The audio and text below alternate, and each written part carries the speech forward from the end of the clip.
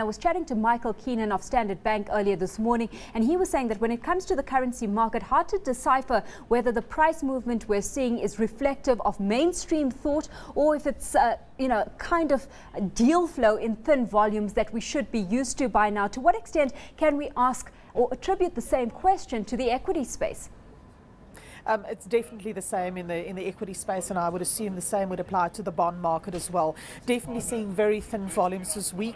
At least today is slightly better than it was on Tuesday. On Tuesday we hardly touched the 5 billion mark in the equity markets. I think so far today we've only just barely reached the 3.5 billion mark, so certainly another very thin trading volume day, and we should expect exaggerated moves, as you said, on days like today. But what it of course does is it presents opportunities for savvy traders who are comfortable with certain levels, where they are comfortable to buy stock at lower levels. If you're comfortable with your valuations, opportunities like this arise in thin trades. So for the savvy traders and investors out there, this certainly does present buying opportunities. It seems a lot of those savvy investors seeming to emanate from the offshore segment of the global economy, looking at the kind of activity we've seen from a foreign inflow perspective for the month of April. It seems quite a turnaround's emerged there, Nerina. Most definitely, Alishia. We, in the first 3 months of this year, we saw strong outflows out of both our equity and our bond markets. In the equity market, outflows to the tune of just over 3 billion rand. And in April, we saw a significant turnaround. So far, we've already seen 3.8 billion rand flowing into our equity market. And on the bond side, a very similar picture, although the numbers are even larger there. We've reversed the entire outflow that we saw out of the bond market in the first quarter of this year. All of that money has flown back into the bond market, and this has certainly contributed to the very strong rand position that we see. Of course, the rand is also strong because of the weakness in the US dollar, but this is not just about dollar strength. This is also about not about dollar weakness. This is also about rand strength. And I think what we are experiencing is definitely the benefit of South Africa being added to the BRIC universe, and emerging markets in general enjoying the benefit of their relative growth scenario and the higher yields that they have relative to developed markets. When you look at the emerging market universe, and what we did was to look at the MSCI universe on the equity side, for example, emerging markets, and this includes, of course, the likes of China and the BRICS countries, you find that they account for less than 14% of the weight in the MSCI World Index, and yet they account for so much more than that in terms of their contribution to world GDP. So when you look at investors worldwide looking for places to find growth, to look for yield, it is only obvious that this shift of capital from developed markets into emerging markets will continue over the medium term. And I think what we've experienced in April is just part and parcel of this continuous shift of capital. That's not to say that the road will not be rocky and that there will not be periods of retraction and underperformance and risk averseness, but I think the medium-term picture is absolutely intact, and we will continue to see these flows into our own market along with other emerging markets, and we better get used to the strong rand, because I think it's going to be around for a long time. It seems to be the case in terms of what the markets are reading, because we've got that resources 10 component heavily hit today, but I want to take a look at where attention is being diverted, because on Tuesday we had that financial sector really getting a lot of attention. We had a lot of the players in the green. This morning we had started off in positive territory as well. While we've seen a fillip in that at this stage of the game with banks trading in negative territory, there seems to be some flow directed into that financial arena, despite the fact that we've got banks still operating in tough operating conditions.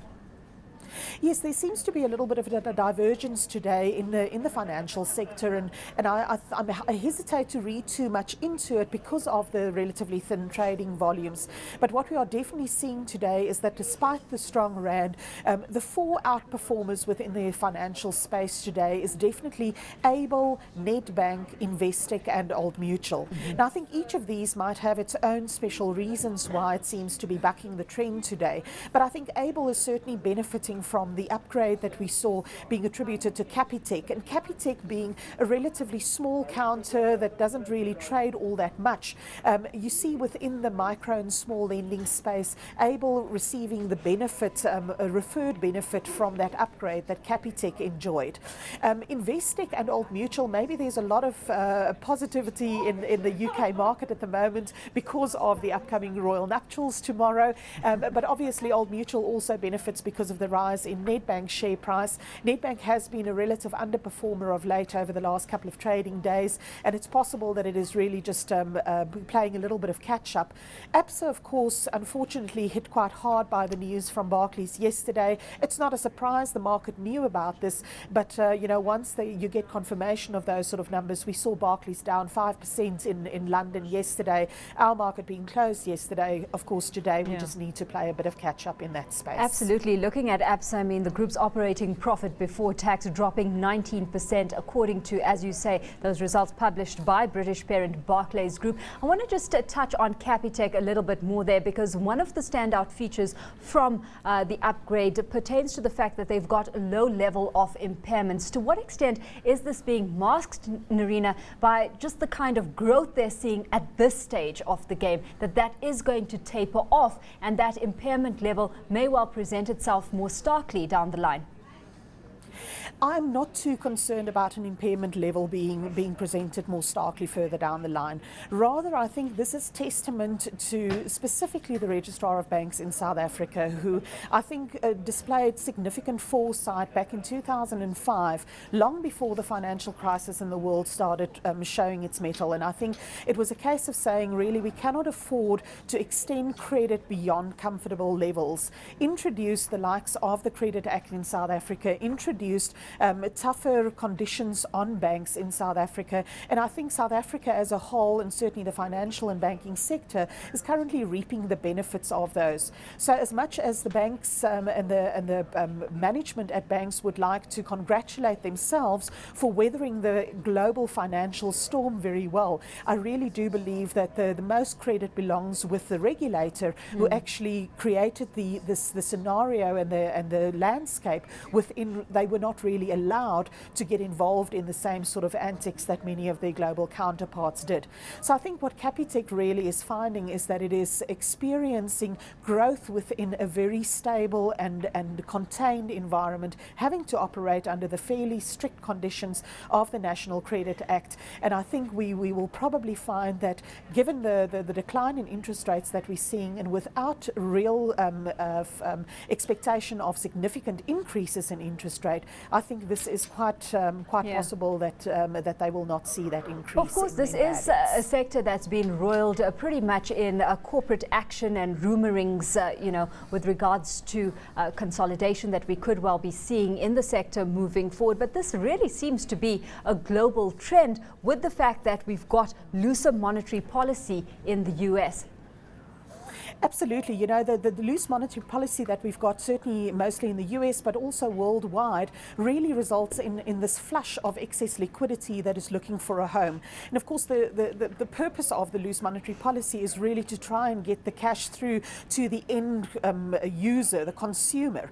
But banks are fairly reluctant to actually lend out more because of concerns around the likes of Basel III and so on. And what you're actually finding is that with a lack of investable opportunities yielding sufficient returns for them, they're actually now pushing this money into corporate actions, into mergers, into acquisitions. And we're suddenly finding that there's a significant level of corporate actions worldwide on the go.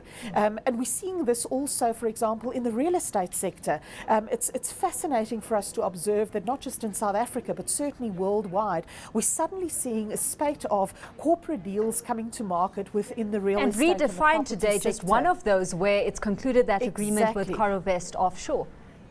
Exactly. So Redefine, another example. There was another deal announced this morning, Vividend, also in South Africa, concluding a deal buying another 3 properties. We had the listing of Investec's property fund on our market just recently.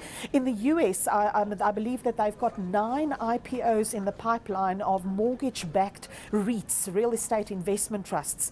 PIMCO, who's never entered that sort of market, has got a $600 million IPO in the pipeline for that. It really just shows you the extent extent to which this money is finding its way into a very different, probably house than what the central bank has expected it to find its way into.